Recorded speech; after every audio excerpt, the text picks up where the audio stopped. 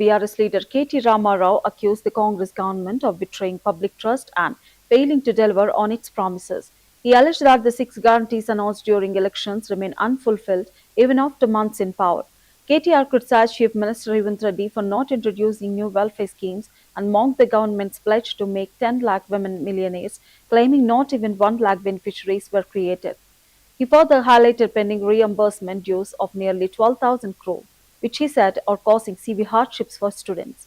KTR urged party workers to expose Congress failures and stand by the people, declaring that the government has lost credibility.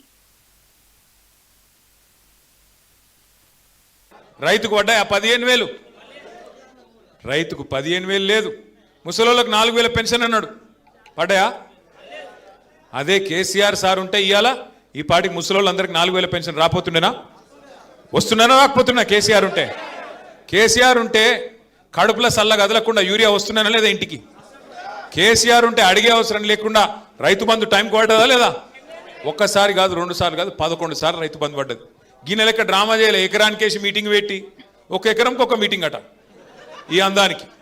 ఒక ఎకరంకి ఒక meeting మరి 11 సార్లు ఇచ్చిండు KCR sir ఎన్ని లక్షల ఎకరాలకు ఇచ్చిండు ఎన్ని కోట్ల ఎకరాలకు ఇచ్చిండు ఎన్ని మీటింగులు పెట్టాలి మరి గసంటోడి ఇలా మనకు దొరికిండు ఇక పోని మీటింగ్ పెడితే ఒక్కటన్నా మంచి మాట మాట్లాడచ్చు కదా ఒక్కటి ఏం లేదు అయ్యా కరువు వచ్చింది ఏం చేయాలి ముఖ్యమంత్రి గారంటే రక్తం జల్లురి రక్తం జల్లితే పంటలు పండుతాయట ఇలా పరిస్థితి ఏంది రాష్ట్రం అంతా కరువు పరిస్థితున్నది బాన్స్వాడల వానలు పడ్డాయా కానీ మీకు ఉపాయం తెలుసా కేసీఆర్ ఎంత గొప్పగా ఆలోచన చేసిండో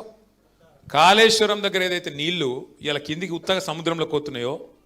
ఎక్కడైతే ఇలా కరువు ఉన్నా కూడా కింద నీళ్లు పోతున్నాయి గోదావరిలో అక్కడ కట్టిండు కేసీఆర్ పంప్ హౌస్ ఆ పంప్ హౌస్ కాడ ఇవాళ రేవంత్ రెడ్డి చేయాల్సిందల్లా బటన్ ఒత్తాలి అంతే ఏం పీకేదేం లేదు నువ్వు పోయి బటన్ ఒత్తాలి ఒక్క బటన్ ఒత్తితే పంపు చాలు చేస్తే ఇలా మీ నిజాం సాగర్ నిండుతుంది మీ చెక్ డ్యామ్లు నిండుతాయి మీ ఎస్ఆర్ఎస్పి ప్రాజెక్టు మొత్తం నింపే మరి మొత్తం ఉపాయం అంతా కేసీఆర్ చేసిపోయిండు ఇవాళ ఈయనకు ఒక్కటే అడ్డం వస్తున్నది ఏంటిది ఈయన చెప్పిన అబద్ధమైన అడ్డం వస్తుంది